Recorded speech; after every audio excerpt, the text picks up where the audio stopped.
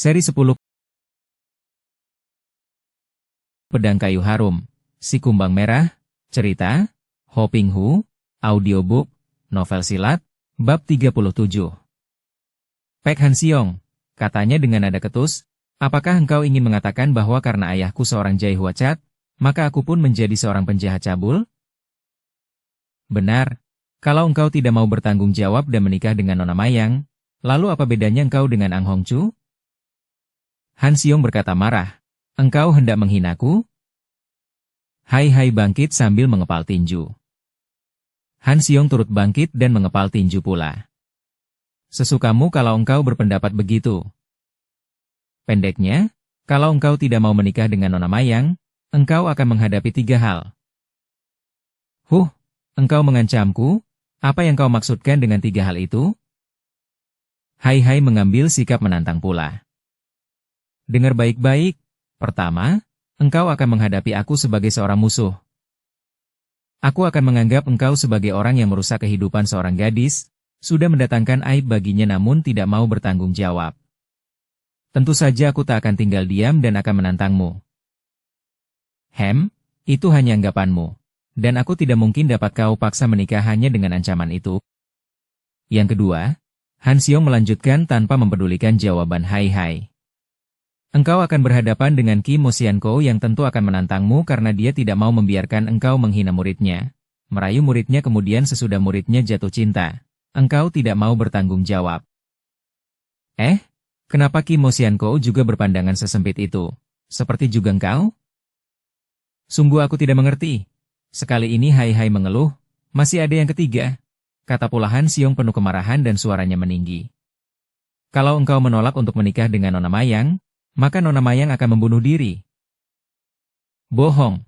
Hai berseru, kaget bukan main. Matanya terbelalak memandang wajah Han Siong karena biarpun mulutnya meneriakkan pemuda itu bohong akan tetapi hatinya maklum bahwa Han Siong tidak akan berbohong. Dan ancaman ketiga ini sungguh menggetarkan hatinya. Ancaman ketiga itu yang paling hebat. Walaupun amat berat baginya, dia masih dapat menghadapi ancaman tantangan Pek Han Siong dan Qi Mo Xiankou. Akan tetapi ancaman Mayang untuk membunuh diri benar-benar membuat dia menyerah sebelum bertanding. Dan ancaman ketiga ini sungguh menggetarkan hatinya.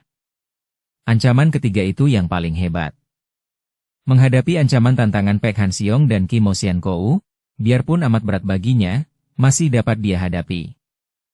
Akan tetapi ancaman Mayang untuk membunuh diri benar-benar membuat dia menyerah sebelum bertanding. Tidak mungkin dia sebodoh itu. Dasar laki-laki mata keranjang yang mau enaknya sendiri saja. Mau mengambil bunganya tapi tidak mau terkena durinya. Engkau mengatakan dia bodoh, ya? Bayangkan saja, dia sudah mengalami aib, tubuhnya dalam keadaan telanjang bulat dilihat seorang pria, kemudian pria itu dicintanya namun ternyata pria itu tidak mau menjadi suaminya. Hanya ada 2 pilihan bagi seorang gadis yang menjaga baik nama dan kehormatannya, yaitu membunuh pria itu atau membunuh diri. Karena Nona Mayang mencintamu, padahal engkau laki-laki yang tidak patut mendapatkan cinta seorang wanita, maka dia tidak akan membunuhmu dan akan membunuh diri. Hal ini dikatakan oleh ibu Nona Mayang dan aku mendengarnya sendiri. Nah, katakanlah aku membohong. Sekali ini Hai jatuh terduduk dan bengong seperti patung. Dia tidak mampu bicara lagi, hanya menatap kosong seperti orang kehilangan semangat, dan mulutnya berkemak-kemik. Menikah? Ya ampun, menikah? Melihat ini, diam-diam Han Siong merasa girang. Rasakan engkau sekarang, orang mata keranjang, pikirnya. Bila mana sudah menjadi suami Mayang, tentu gadis itu akan mampu memasangi kendali pada hidungnya sehingga dia tidak akan liar lagi. Dia tidak merasa kasihan kepada sahabatnya itu. Kenapa harus kasihan? Hai akan menikah dengan seorang gadis yang hebat. Cantik jelita, manis, pandai, kaya raya. Mau apa lagi? Dia masih tenggelam dalam duka teringat akan kematian Chi Goat, maka dia lalu berkata dengan suara lembut. Hai, pikirkan baik-baik semalam ini. Besok pagi-pagi mereka sudah mengharapkan jawabanmu yang pasti. Selamat malam. Han Siong meninggalkan Hai yang masih duduk di atas kursinya seperti boneka hidup itu. Kyung Hee, selamat, Kyung Hee. kata wakil Dalai Lama setelah pada keesokan harinya dia mendengar bahwa Hai Hai dipertunangkan dengan Mayang. Sungguh tepat sekali. Pinceng, aku mengenal baik siapa Ki Mo Xiankou, maka muridnya tentu hebat dan merupakan seorang gadis pilihan. Dan saudara ini, meskipun masih muda namun sudah mempunyai kepandaian yang hebat. Tentu dia akan menjadi seorang yang amat berguna bagi negara dan bangsanya. Kini mereka semua berkumpul di ruangan tamu. Pada hari itu Hai Hai terpaksa memberi jawaban dan tak ada jalan lain baginya kecuali menerima usul perjodohan itu. Yang paling berat adalah kenekatan Mayang. Gadis itu akan membunuh diri kalau dia menolak ikatan jodoh itu. Tentu saja dia tidak ingin gadis itu mati karena dia. Dan bagaimanapun juga, harus diakuinya bahwa Mayang adalah seorang gadis yang hebat. Demikianlah, ketika pada pagi itu Ki Mo Xiankou mengundangnya, dan dia memasuki ruangan tamu, di situ sudah menunggu Ki Mo Xiankou dan Ibu Mayang. Dan dengan sikap halus namun serius, Ki Mo Xiankou bertanya, "Bagaimana, Hai Hai, apakah engkau sudah mendengar dari sahabatmu Pek Tai Hiap itu akan niat hati kami menjodohkan Mayang denganmu? Dan bagaimana jawabmu?" Ditanya secara terbuka dan jujur itu, Hai Hai juga menjawab sejujurnya. "Sesungguhnya di dalam hati saya belum ada keinginan untuk menikah, Xiankou.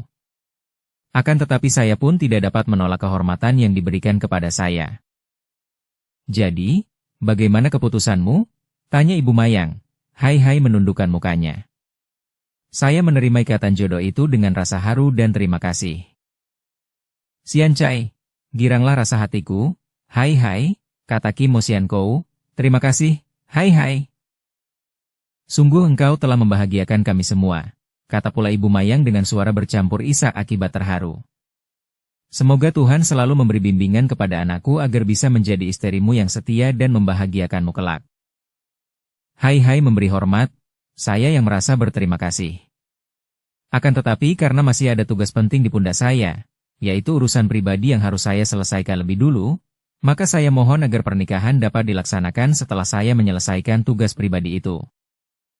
Kedua orang wanita itu mengangguk setuju. Diterimanya usul ikatan jodoh itu saja sudah amat membahagiakan hati mereka. Maka mereka lalu mengumumkan ikatan perjodohan itu sehingga wakil Dalai Lama yang masih berada di situ segera datang memberi selamat. Kini mereka semua berkumpul di ruangan itu. Bahkan Mayang juga telah dipanggil ibunya. Gadis yang biasanya tabah dan lincah ini nampak jinak dan malu-malu.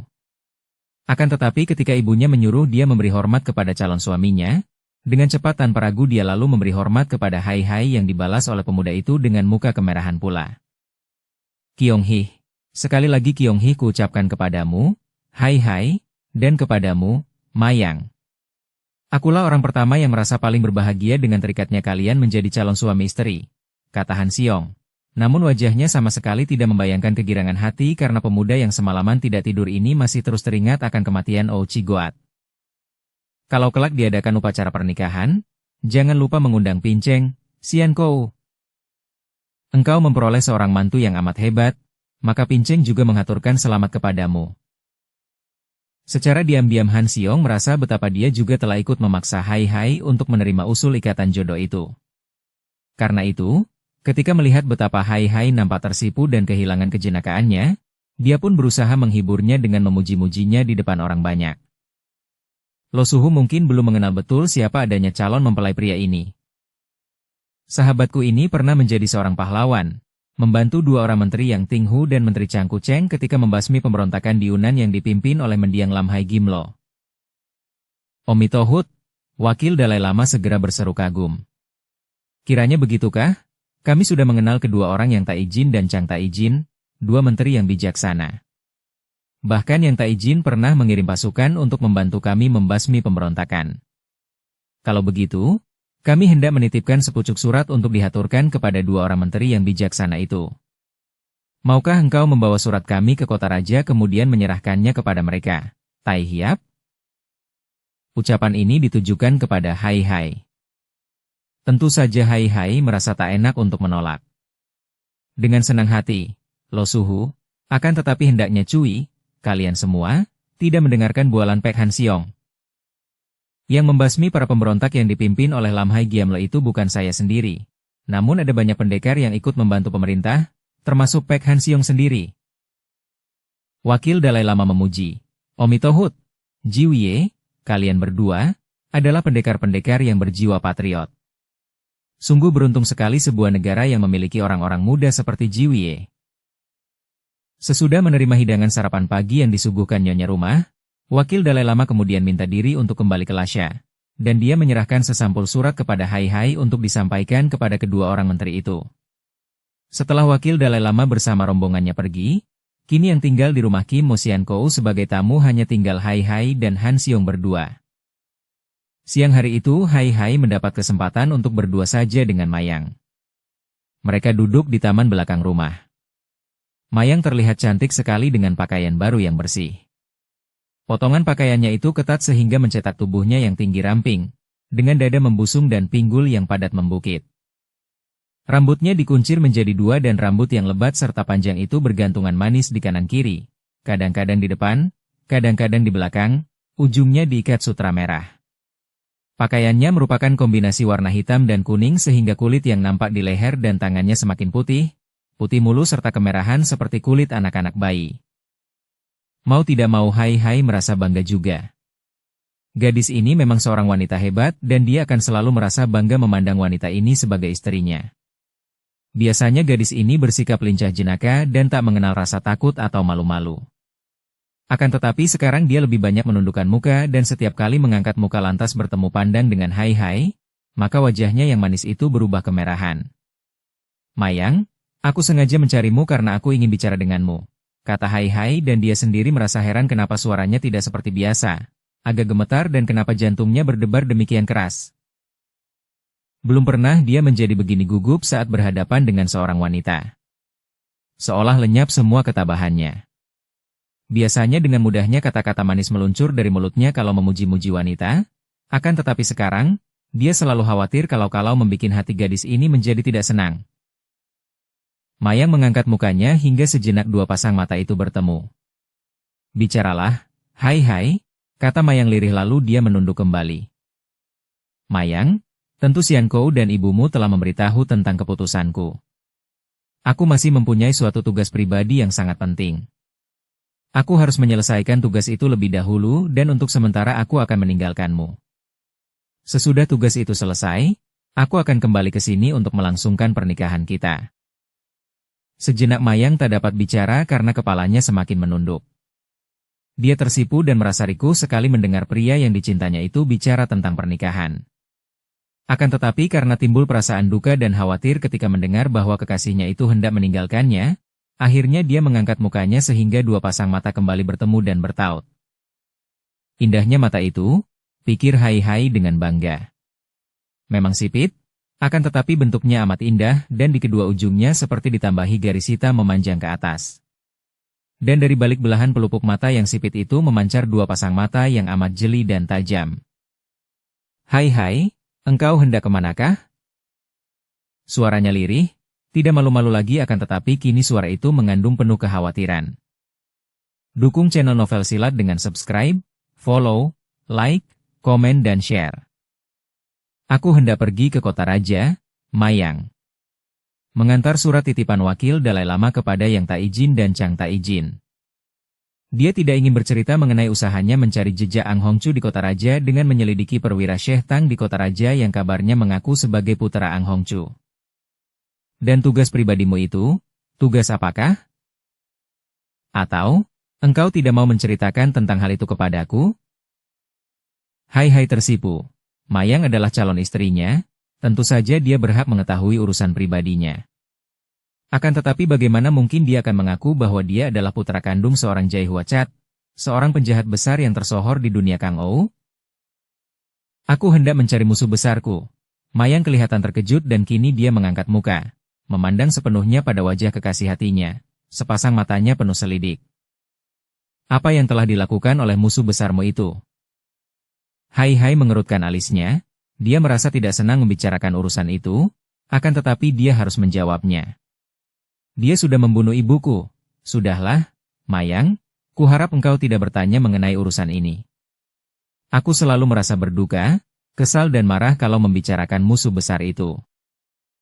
Ketika tangan gadis itu memegang salah sebuah kunci rambutnya dan memindahkannya ke belakang punggung, tangan itu gemetar dan wajahnya agak berubah pucat. Aku tak akan bertanya lagi, hai. Akan tetapi, orang yang menjadi musuh besarmu tentu lihai bukan main. Karena itu aku harus menemanimu. Aku harus ikut denganmu ke kota raja. Aku akan membantumu menghadapi musuh besarmu itu, hai. Hai terkejut, hal ini sungguh tak pernah disangkanya. Ah, jangan, Mayang, musuh besarku itu lihai bukan main. Aku tidak ingin melihat engkau terancam bahaya. Dalam lubuk hatinya, Mayang merasa girang bahwa calon suaminya itu mengkhawatirkan keselamatannya. Namun dia pun tidak ingin ditinggal, apalagi ditinggal untuk menempuh bahaya. Hai, meskipun ilmu kepandaianku tidak ada artinya bagimu, akan tetapi aku dapat membantu sekuat tenagaku. Setidaknya aku dapat menyaksikan bagaimana keadaanmu setelah engkau berhadapan dengan musuh besarmu itu. Hai. Aku akan mati karena selalu gelisah bila engkau pergi menempuh bahaya dan aku diharuskan menanti di sini. Tapi, Mayang, tak ada tapi, hai. Aku tak bermaksud untuk memaksakan kehendakku kepadamu. Sama sekali tidak. Engkau adalah calon suamiku, engkau satu-satunya orang yang mulai sekarang harus kutaati. Tetapi setelah kita terikat perjodohan, bukankah berarti nasib kita menjadi satu? Bukankah mati hidup harus selalu kita hadapi bersama-sama? Aku harus ikut denganmu, hai. Kalau engkau memaksaku tinggal, kalau engkau menolak aku ikut serta, kalau engkau meninggalkan aku pun tidak berani memaksamu. Akan tetapi tak lama setelah engkau pergi, maka aku pun akan menyusulmu, mencarimu ke kota raja. Apakah engkau menghendaki kita melakukan perjalanan sendiri-sendiri dan menghadapi ancaman bahaya dalam keadaan saling terpisah? Hai menghela napas panjang. Dia sudah mulai merasakan akibat ikatan perjodohan itu. Sudah terasa betapa dia kini terikat, tidak bebas lagi, tidak seperti sebelum ada ikatan perjodohan. Semua yang dikemukakan Mayang itu memang tak dapat dibantah kebenarannya. Kalau Mayang seorang wanita biasa, tidak memiliki kepandaian silat, maka apa yang dikatakan itu tentu tidak benar. Akan tetapi Mayang adalah seorang gadis yang pandai, yang bukan saja mampu menjaga dan melindungi diri sendiri, tetapi bahkan dapat pula membantunya dalam menghadapi lawan tangguh. Tentu saja aku tidak menghendaki demikian, Mayang. Akan tetapi kita baru bertunangan, belum menikah. Bagaimana mungkin engkau pergi berdua saja bersamaku? Tentu ibumu dan gurumu tidak akan memperkenankan. Sekarang juga aku hendak memberitahu ibu dan Subo, dan meminta izin mereka, kata gadis itu. Akan tetapi pada saat itu pula kebetulan sekali tampak Kim Mosiankou dan Ibu Mayang berjalan keluar dari dalam rumah menuju ke taman. Melihat ini, dengan gembira Mayang cepat berlari menyambut mereka. Subo, Ibu, kebetulan sekali. Aku hendak mencari kalian untuk membicarakan hal yang teramat penting. Melihat putrinya demikian bersungguh-sungguh serta kelihatan risau dan tegang, ibunya menegurnya. Tenanglah, Mayang, segala hal dapat dibicarakan dengan tenang. Biarkan Subomu duduk dulu, baru engkau bicara. Hai juga cepat memberi hormat kepada Kim Mosiankou dan calon ibu mertuanya. Mereka berdua duduk di atas bangku panjang. Adapun Mayang dan Hai lalu duduk di bawah, di atas batu-batu hiasan taman itu. Nah, muridku, katakanlah apa yang terkandung dalam hatimu, kata Kim Mosiankou. Subo, Hai mengatakan bahwa dia hendak pergi menunaikan tugas pribadinya dan ketika Tachu, murid, menanyakan apa tugas itu, dia mengaku bahwa dia hendak mencari musuh besarnya. Subo dapat membayangkan bahwa yang menjadi musuh besar seorang yang mempunyai kepandaian tinggi seperti dia tentulah orang yang lihai dan berbahaya sekali. Oleh karena itu Tachu ingin ikut bersamanya. Subo. Tachu mohon perkenan Subo dan ibu agar diperbolehkan menemani Hai untuk membantu dia menghadapi musuh besarnya. Bukankah itu sudah menjadi tugas seorang calon istri? Hati Tachu akan terasa tersiksa sekali jika Tachu ditinggalkan dan mengetahui bahwa tunangan Tachu menempuh bahaya seorang diri. Mohon Subo dan Ibu Sudi memberi izin. Kedua orang wanita itu saling pandang, kemudian Kim Mosiankou memandang kepada Hai, bertanya lembut. Benarkah apa yang dikatakan calon istrimu itu, Hai? Memang benar, Siankou, Akan tetapi sebenarnya saya sudah merasa keberatan untuk membawa Mayang menghadapi ancaman bahaya. Musuh besar saya itu lihainya bukan main. Saya akan lebih merasa lega kalau dia tinggal saja di rumah. Akan tetapi saya tidak dapat mencegah kehendaknya yang kuat. Kembali kedua orang wanita itu saling pandang, lantas Kim Mo Sian-kou berkata kepada Mayang. Muridku, dalam hal melepaskan dirimu untuk ikut dengan Hai Hai, karena ada ibumu di sini, maka dialah yang berhak menentukan. Aku sih setuju saja atas keputusan yang diambil ibumu. Mendengar ucapan Subonya itu, wajah Mayang segera berseri. Ia mendekati ibunya lalu merangkul ibunya dengan sikap manja. Ibu tentu memperkenankan aku pergi bersama Hai Hai, bukan? Selama ini ibu yang sangat menyayangi putrinya itu hampir selalu mengabulkan segala permintaan putrinya yang pantas, maka Mayang juga hampir yakin bahwa ibunya tentu akan mengangguk. Akan tetapi kali ini wanita setengah tua yang masih nampak cantik itu mengerutkan alisnya, kemudian dengan perlahan menggelengkan kepalanya. Ibu, Mayang berseru penuh kekecewaan dan keheranan. Akan tetapi kenapa, Ibu, Mayang, sungguh tidak bijaksana jika aku membiarkan engkau pergi berdua saja dengan Hai Hai. Ingatlah, nak, dia itu baru calon suamimu, belum suami yang sah. Andai kata kalian sudah menikah, tentu saja aku akan menyetujui sepenuhnya. Mendengar ini, Mayang pun merajuk. Mulutnya cemberut dan matanya semakin sipit saja seperti hendak menangis. Ibu, apakah ibu takut akan anggapan orang-orang lain? Yang penting aku mampu menjaga diri, ibu, dan aku percaya bahwa Hai Hai juga akan dapat menjaga diri. Akan tetapi ibunya masih mengerutkan alisnya. Dia teringat akan keadaannya sendiri. Dia membayangkan hal yang buruk-buruk. Bagaimana kalau mereka, dua orang muda yang sedang dewasa, lupa diri dan melakukan pelanggaran? Bagaimana kalau kemudian Hai Hai meninggalkan putrinya dan tidak jadi menikahinya? Segala malapetaka yang timbul akibat hubungan di luar nikah itu selalu akan menimpa diri wanita. Ibu, kalau ibu melarangku kemudian Hai Hai meninggalkan aku, tentu aku akan menjadi kurus dan akan jatuh sakit karena selalu gelisah dan khawatir memikirkan dia. Aku akan minggat dan mencarinya. Mayang, tidak baik engkau mengancam ibumu seperti itu. Mendadak Kim Mo Sian-kou membentak muridnya. Mendengar bentakan marah ini, Mayang cepat menjatuhkan dirinya berlutut di depan kaki gurunya. Akan tetapi, Subo, bagaimana mungkin Tecu membiarkan Hai Hai pergi dan menempuh bahaya tanpa membantunya sama sekali?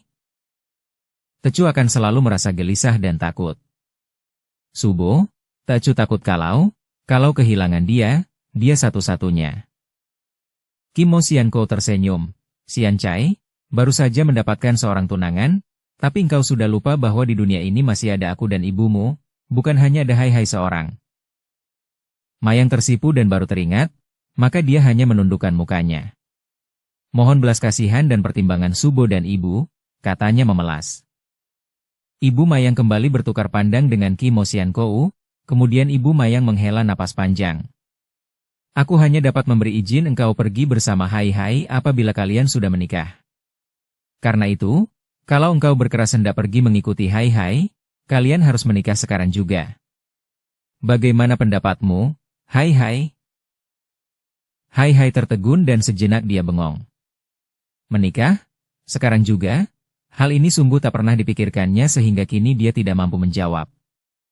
Bagaimana dia dapat melakukan pernikahan kalau dia hanya hidup sebatang kara di dunia ini, tidak mempunyai apa-apa kecuali beberapa potong baju saja? Dia merasa bingung, perasaan yang belum pernah mengganggunya selama hidupnya. Ini, saya bingung, tidak tahu. Melihat sikap pendekar muda yang dikaguminya itu, diam-diam Kim Mo Sian-kou merasa iba juga. Hai Hai adalah seorang pemuda dan sekarang baru tampak bahwa sebenarnya dia masih hijau dalam urusan rumah tangga. Maka dia pun berkata, biarlah lebih dahulu kita memberi kesempatan kepada Hai Hai untuk membicarakan hal ini dengan Pek Tai Hiap, satu-satunya sahabat atau keluarganya yang dapat mewakilinya dan memberinya nasihat. Nah, engkau bicarakanlah urusan pernikahan itu dengan Pek Tai Hiap, Hai Hai, dan nanti malam kami mengharap jawaban dan kepastian darimu. Pemuda itu mengangguk, memberi hormat kepada mereka kemudian mengundurkan diri, meninggalkan taman itu dan memasuki rumah untuk mencari Han Xiong. Setelah pemuda itu pergi, Kim Mo Xiankou menegur Mayang dan ibunya. "Ai, kalian ini sungguh membuat seorang pemuda menjadi tersipu sehingga tidak tahu harus berkata bagaimana. Kalian seperti mendesaknya saja. Mudah-mudahan dia dapat menerimanya dan dapat melangsungkan pernikahan yang tiba-tiba ini." Mendengar teguran itu, Ibu Mayang menjawab lembut. "Anak inilah yang memaksa saya." Mayang menubruk dan merangkul ibunya. "Subo, Ibu, aku terlalu cinta kepadanya, dan tidak ingin berpisah darinya." Kedua orang wanita itu saling pandang dan tersenyum. Dengan diam-diam mereka hanya mengharap agar Hai Hai suka menerima usul baru itu, yaitu melangsungkan pernikahan sekarang juga agar dia dapat pergi membawa istrinya yang rewel ini. Sementara itu, Han Xiong yang sedang duduk bersila dan berlatih sambil bersemadi di dalam kamarnya, terkejut sekali ketika Hai Hai memasuki kamarnya seperti orang dikejar setan. "Pek Han Xiong, sekarang engkau harus menolong aku," kata Hai Hai begitu pemuda ini mendorong daun pintu kamar hingga terbuka. Han Xiong membuka matanya. Dia tidak merasa heran melihat sepak terjang sahabatnya ini karena sudah sering melihat Hai Hai ugal-ugalan dan kadang-kadang aneh. Hai Hai, apakah engkau sedang mabok? Engkau mengejutkan orang saja. Ada apa sih? Mungkin hanya kalau dunia kiamat saja engkau kebingungan seperti sekarang ini." Hai Hai menjatuhkan diri di atas kursi, lalu memegangi kepala dengan kedua tangannya. "Lebih dari kiamat, Han Xiong, sebab itu engkau harus menolongku sekarang. Aku benar-benar bingung, tidak tahu harus berbuat apa." "Hahaha, tenanglah sahabatku. Ada peristiwa apakah yang membuat engkau menjadi seperti ini? Ceritakanlah, tentu saja setiap saat aku siap sedia untuk membantumu." "Ai, Han Xiong, apa yang harus kukatakan sekarang? Ketahuilah, mereka itu, Mayang, ibunya dan gurunya, mereka mengusulkan supaya pernikahan itu dilangsungkan sekarang juga." Han Xiong terkejut dan heran juga. Mengapa mereka begitu tergesa-gesa? Tapi, kenapa begitu? Tentu ada alasannya yang kuat. Hai Hai menarik napas panjang, lalu dia menceritakan betapa Mayang berkeras hendak ikut dengan dia, untuk membantunya menghadapi musuh besarnya. Apabila dia menolak maka gadis itu kelak akan minggat untuk mencari dan menyusulnya. Ketika mereka minta izin kepada Ibu Mayang, maka ibu dan guru Mayang lalu mengajukan saran agar mereka menikah dulu, sekarang juga. Mayang berkeras hendak ikut, dan ibunya berkeras agar kami menikah dahulu. Nah, aku terjepit di tengah-tengah. Bagaimana ini, Han Xiong? Pek Han Xiong tertawa terpingkal-pingkal karena dia merasa alangkah lucunya keadaan Hai Hai. "Rasakan kau sekarang," kata hatinya. "Ini pembalasan untuk watakmu yang mata keranjang."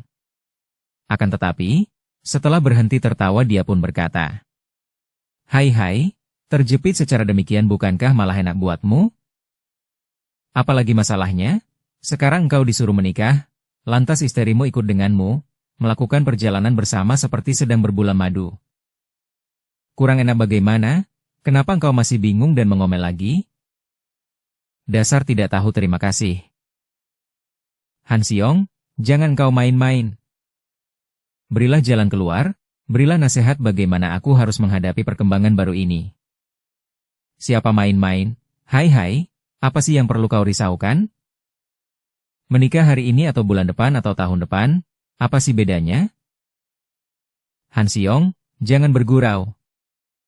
Engkau sudah tahu bahwa aku mau menerima ikatan jodoh dengan Mayang karena 3 hal, yaitu pertama aku tidak ingin bermusuhan denganmu, kedua aku tak ingin berkelahi dengan Kim Mo Xiankou, dan ketiga aku tidak ingin Mayang membunuh diri. Masih ada yang keempat dan tidak boleh engkau melupakan itu, ialah kenyataan bahwa Mayang cinta padamu dan engkau pun cinta padanya. Tak kusangkal kalau aku suka dan kagum kepada Mayang, akan tetapi cinta? Aku tidak tahu. Tapi sudahlah, aku sudah menerima ikatan jodoh, akan tetapi pernikahan sekarang? Aku belum siap? Han Xiong tertawa.